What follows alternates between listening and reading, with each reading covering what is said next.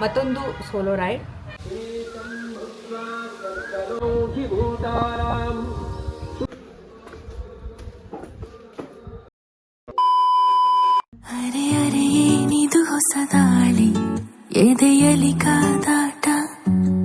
Hi hello ನಮಸ್ಕಾರ, welcome back to my YouTube channel.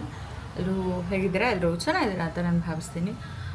ಇವತ್ತಿನ video already title ತಮ್ಮನೇಲಿ ನೋಡ್ರ ಹಾಗೆ ಮತ್ತೊಂದು ಸೋಲೋ ರೈಡ್. ತುಂಬ ದಿನದಿಂದ ಈ ಜಾಗಕ್ಕೆ ಹೋಗಬೇಕು ಅಂತ ಅಂದ್ಕೊಂಡು ಇಲ್ಲಿಗೆ ಬಂದು ಫೈನಲಿ ಹೋಗ್ತಾ ಇದ್ದೀನಿ. ನೋಡೋಣ ಹೇಗಿರುತ್ತೆ ಅಂತ. ಒಬ್ಬಳೇ ಹೋಗ್ತಾ ಇದ್ದೀನಿ, ಅದು ಗೊತ್ತಿಲ್ಲ. ತುಂಬ ದೂರ ಆ್ಯಕ್ಚುಲಿ ಅಂಜನಾದ್ರಿ ಅಲ್ಲ, ಅಂಜನಾದ್ರಿಗಿಂತ ಸ್ವಲ್ಪ ದೂರ, ಅಂದರೆ ನಮ್ಮೂರಿಂದ ಸ್ವಲ್ಪ ದೂರ ಆಗುತ್ತೆ. ತುಂಬ ಒಳ್ಳೆ ಜಾಗ, ಹೋಗಬೇಕು ಅಂತ ಅಂದ್ಕೊಂಡು ಇವತ್ತು ಫೈನಲಿ ಹೋಗ್ತಾ ಇದ್ದೀನಿ. ಅಂದರೆ ಮಾತಾಡ್ಕೊತ ಸಿಗೋಣ. ವಿಡಿಯೋ ಮಿಸ್ ಮಾಡಿದೆ, ಕೊನೆವರೆಗೂ ನೋಡಿ. ಆ್ಯಂಡ್ ಬನ್ನಿ ನೋಡೋಣ ಹೇಗಿರುತ್ತೆ ಆ ಒಂದು ಜಾಗನ ಎಕ್ಸ್ಪ್ಲೋರ್ ಮಾಡಿ ಬರೋಣ. ಇವತ್ತು ನಾನು ಹೋಗ್ತಾ ಇರೋದು ಹಂಪಿಯಲ್ಲಿರುವ ಅತ್ಯಂತ ವಿಶೇಷವಾದ ಯಂತ್ರೋದ್ಧಾರಕ ಹನುಮಾನ್ ದೇವಸ್ಥಾನಕ್ಕೆ. ಈ ದೇವಸ್ಥಾನದ ಹಿಂದೆ ಒಂದು ಅದ್ಭುತವಾದ ಕತೆ ಇದೆ. ಆ ಕತೆ ನಿಮ್ಗೇನಾದ್ರೂ ಗೊತ್ತಿಲ್ಲ ಅಂತ ಹೇಳಿದ್ರೆ ವಿಡಿಯೋ ಪೂರ್ತಿಯಾಗಿ ನೋಡಿ. ಹೇಳುವ ಪ್ರಕಾರ ಮಹಾನ್ ಸಂತ ವ್ಯಾಸರಾಜರವರು ತುಂಗಭದ್ರಾ ನದಿಯ ತೀರದಲ್ಲಿ ಪ್ರತಿದಿನ ಧ್ಯಾನ ಮಾಡ್ತಾ ಇರ್ತಾರೆ. ಆ ಒಂದು ಧ್ಯಾನ ಮಾಡೋ ಸಮಯದಲ್ಲಿ ನಮ್ಮ ಆಂಜನೇಯ ಅಂದ್ರೆ ಹನುಮಾನ್ ಅವರಿಗೆ ಕಾಣಿಸ್ತಾ ಇರ್ತಾರೆ. ತುಂಬಾ ಸಲ ಬಾಲ ರೂಪದಲ್ಲಿ ಕಾಣಿಸ್ಕೊಂಡು ಆಟವಾಡ್ತಿದ್ರಂತೆ.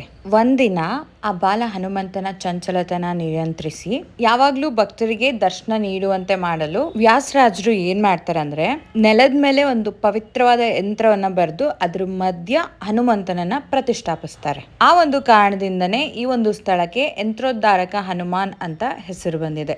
ಈ ಒಂದು ದೇವರ ಮೂರ್ತಿಯ ವಿಶೇಷ ಏನಂದ್ರೆ, ಹನುಮಂತನು ಯಂತ್ರದ ಮಧ್ಯದಲ್ಲಿ ಪದ್ಮಾಸನದಲ್ಲಿ ಕುಳಿತಿರುವ ಅಪರೂಪದ ರೂಪದಲ್ಲಿ ಕಾಣಿಸ್ತಾನೆ. ಸುತ್ತಲೂ ಯಂತ್ರದ ರೇಖೆಗಳು ಮತ್ತು ವೃತ್ತಗಳು ಕಾಣಿಸ್ತವೆ. ಈ ರೀತಿಯ ರೂಪವನ್ನು ಬೇರೆ ಕಡೆ ತುಂಬಾ ವಿರಳವಾಗಿ ನಾವು ನೋಡಬಹುದು.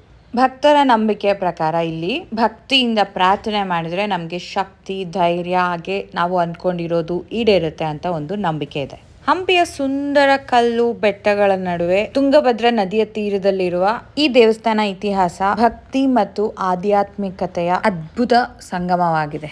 ನೀವ್ಯಾರಾದ್ರೂ ಹಂಪಿಗೆ ಬಂದ್ರೆ ಈ ಒಂದು ಯಂತ್ರೋದ್ಧಾರಕ ದೇವಸ್ಥಾನಕ್ಕೆ ಭೇಟಿ ನೀಡೋದನ್ನ ಮರಿಬೇಡಿ. ಹಾಗೆ ಈ ಒಂದು ಯಂತ್ರೋದ್ಧಾರಕ ದೇವಸ್ಥಾನದ ಕೆಳಗಡೆನೆ ಕೋದಂಡರಾಮನ್ ದೇವಸ್ಥಾನ ಕೂಡ ಇದೆ. ಆ ಒಂದು ಮೂರ್ತಿ ಅಂತೂ ತುಂಬ ಚೆನ್ನಾಗಿದೆ, ರಾಮ ಲಕ್ಷ್ಮಣ ಸೀತೆ ಮೂರ್ತಿ.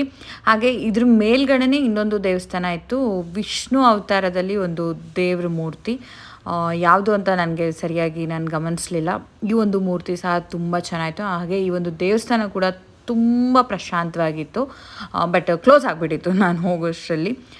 ಅಲ್ಲಿಂದ ವ್ಯೂ ಅಂತೂ ತುಂಬ ಸಖತ್ತಾಗಿತ್ತು. ದೇವಸ್ಥಾನ ಯೂಶಲಿ 11 ಗಂಟೆ ಕ್ಲೋಸ್ ಆಗಿಬಿಡುತ್ತಂತೆ. ಬೆಳಿಗ್ಗೆ 9 ಗಂಟೆಗೆಲ್ಲ ಪೂಜೆ ಆಗಿಬಿಟ್ಟು 11 ಮೇಲೆ ಯಾವುದೇ ಕಾರಣಕ್ಕೂ ತೆಗಿಯಲ್ಲ ಅಂತ ಒಂದು ನನಗೆ, ಅಂದರೆ ಅಲ್ಲಿ ಇರೋರು ಹೇಳಿದ್ರು. ದೇವಸ್ಥಾನ ನೋಡ್ತಾ ಇರ್ಬೋದು ನೀವು, ಇಷ್ಟು ಸಕ್ಕದಾಗಿದೆ, ಮಾತ್ರ ನೀವು ನೋಡಲೇಬೇಕು. ಯಾರಾದರೂ ಹೋದರೆ ಹಂಪಿ ವಿರೂಪಾಕ್ಷೇಶ್ವರ ಟೆಂಪಲ್ ಅಪೋಸಿಟ್ ಒಂದು ದಾರಿ ಹೋಗುತ್ತೆ ಮಾತಂಗ ಹಿಲ್ಸ್ಗೆ. ಅಲ್ಲಿಂದ ನಾವು ಪೊಲೀಸ್ ಸ್ಟೇಷನ್ ಸಿಗುತ್ತೆ ಲೆಫ್ಟ್ ಸೈಡಲ್ಲಿ.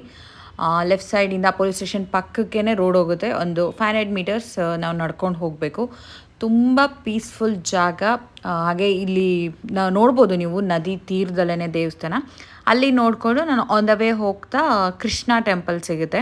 ನಾನು ಆ ಒಂದು ಯಂತ್ರೋದ್ಧಾರಕ ದೇವಸ್ಥಾನ ನೋಡಿಕೊಂಡು ಕೃಷ್ಣ ಟೆಂಪಲ್ಗೆ ಬಂದೆ. ಈ ಒಂದು ದೇವಸ್ಥಾನ ಕೂಡ ತುಂಬ ಚೆನ್ನಾಗಿ, ಬಟ್ ದೇವರಿಲ್ಲ, ಬಟ್ ಆ ಒಂದು ಕೆತ್ತನೆ ಮಾತ್ರ ತುಂಬ ಚೆನ್ನಾಗಿತ್ತು. ಅಲ್ಲಿಂದ ಉಗ್ರ ನರಸಿಂಹ ತುಂಬ, ಲಾಸ್ಟ್ ಟೈಮ್ ಅಕ್ಕ ಬಾವ ಬಂದಾಗ ನಾನು ಹೋಗೋಕ್ಕಾಗಿಲ್ಲ, ತುಂಬ ಜನ ಇದ್ರು ಅಂತ. ಅಲ್ಲಿಂದ ಉಗ್ರ ನರಸಿಂಹ ನೋಡಿಕೊಂಡು ಬಡವಿ ಲಿಂಗ ನೋಡಿಕೊಂಡು, ಹಾಗೆ ಸುಮಾರು ಗೊತ್ತಿಲ್ಲದೆ ಇರೋ ಜಾಗಗಳು ತುಂಬ ಇದೆ ಹಂಪಿಗಳಲ್ಲಿ. ಕಾಲಿದ್ರೆ ಹಂಪಿ ನೋಡು, ಕಣ್ಣಿದ್ರೆ ಕನಕಗಿರಿ ನೋಡು ಅಂತ ಏನೋ ಹೇಳ್ತಾರೆ. ಆ ಥರ ತುಂಬ ಓಡಾಡಿ ನೋಡಬೇಕು ಹಂಪಿನ ನಾವು ನೋಡಬೇಕು ಅಂದರೆ. ಆ್ಯಂಡ್ ಅಷ್ಟೊತ್ತಿಗೆ ಸಾಕಾಗಿ ನನಗೆ ಹಸಿವಾಯಿತು. ಆ್ಯಂಡ್ ಅಲ್ಲೇ ಆನ್ ದ ವೇ ಬರ್ತಾ ಒಂದು ಹೋಟೆಲಲ್ಲಿ ಪಡ್ಡು ತಿನ್ಕೊಂಡೆ. ಲಾಸ್ಟ್ ಟೈಮ್ಗಿಂತ ಈ ಸಲ ಪಡ್ಡು ಚೆನ್ನಾಗಿತ್ತು. ನನಗೆ ಆದಷ್ಟು ರೆಕಾರ್ಡ್ ಮಾಡೋಕ್ಕೆ ಟ್ರೈ ಮಾಡಿದ್ದೀನಿ. ತಿಂಡಿ ತಿನ್ಕೊಂಡು ಅಲ್ಲಿಂದ ಸೀದಾ ಮನೆಗೆ ಬಂದೆ.